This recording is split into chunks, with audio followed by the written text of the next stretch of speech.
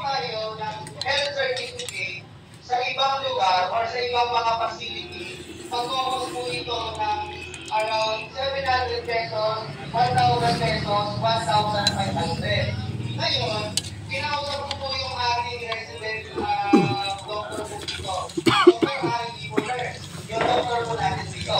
Sabi ko, so ano po yung kailangan para mabigyan ng health certificate or medical certificate that they are need to work sa mga dito. Sir, kailangan na po nila mag-provide ng alam mga tawag, yung analysis, x-ray, yung sa dugo, nag-yellow bakat. complete blood count, sa analysis,